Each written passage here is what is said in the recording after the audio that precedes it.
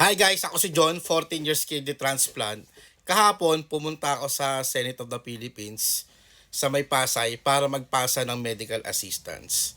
Ngayon, itong nakikita nyo sa likod ko, yan, ilan yan? 1, 2, 3, 4, 5, 6, 7. 7 lang ang pwede nyong pasahan out of 24 na senators. 7 lang po na pwedeng pasahan na walk-in. Yan. Lahat to puro NKTI. Hindi ko lang alam kung sa iba meron. Pero ito, pwede nyo po silang pasahan. Lahat na yan. 7 lang po yan. Pero ang pwede nyo pong pasahan, 8. Hindi na po ako nakapagpasa kay Senator Villanueva. Kasi wala po akong social indigency. Na social case study na address sa kanya. Kaya ito lang po yung napasahan natin. Ngayon, ituturo ko sa inyo kung ano-ano yung mga requirements, lalo na sa mga hindi po nakakaalam. At lalo na, bago kayo pumunta dito, mas maganda kung kumpleto na po kayo ng requirements para hindi na po kayo pabalik-balik, hindi na po kayo magpapaserox, para pagpunta nyo po dito, ipapasa nyo na lang po talaga. Ngayon, ang nangyari po kasi sa akin, may mga xerox naman ako. Marami akong xerox ng ID, ng reseta, ng abstract, pero marami pa po akong kulang. Kasi first time ko lang pong mag-walk-in dito sa Senate. At itong 7 na to, lahat po yan ay napasahan po natin.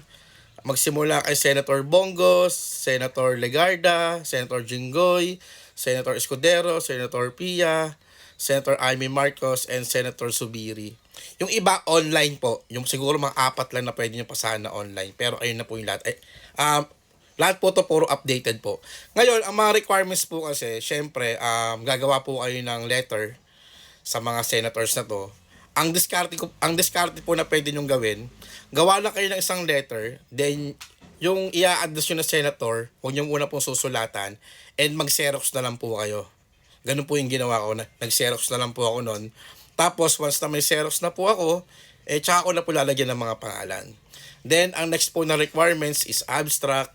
Tapos, kailangan may reseta kayo, may quotation kayo, mga operation na kailangan gawin. Then, social case study, indigency, kailangan meron din po kayo. And mas maganda, kung sasabihin nyo po sa barangay nyo or sa DSWD sa may munisipyo nyo, na i-address na lang po sa Senate of the Philippines. Pero meron naman pong mga instances na hindi po nila inaalaw. Like po sa amin sa Muntinlupa, lalo na sa DSWD, kailangan sasabihin mo sa kanila yung specific kung sino yung pagsasabitan mo, and hindi po sila naglalagay ng default ng Senate of the Philippines. Ewan ko ba kung bakit ganun.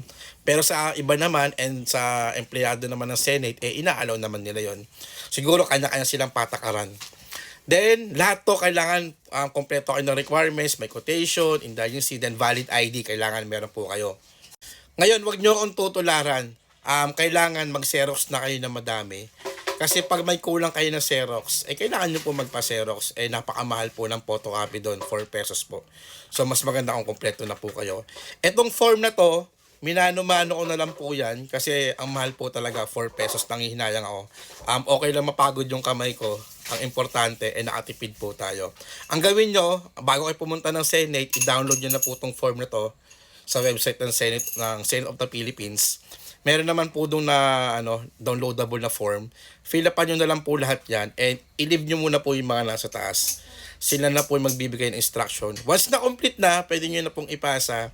Then 2 to 3 weeks kapag daw wala pang nakakuha ng GL kung hindi pa ako nakakuha ng GL, pwede po ako mag-follow up. Yun lang po, sana nakatulong tong video na to. Ayan, dami niya, no? 7. So siguro kahit 3, 4 in-expect ko meron, 'di ba? Malaking bagay na po 'yon.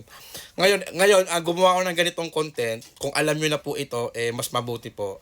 Gumawa ako ng ganitong content para po sa mga bago na walang idea na pumupunta sa NKTI and pupunta po sa Senate para sa medical assistance or guarantee letter. Para po sa kanila to. And kung alam niyo na po ito, pwede niyo pong i-share sa wall niyo, i-share niyo po sa mga kaibigan niyo na wala pong idea para magkaroon naman sila ng idea. And kahit papaano, matulungan po natin sila. Yun lang po, ingat po palagi and God bless po sa ating lahat.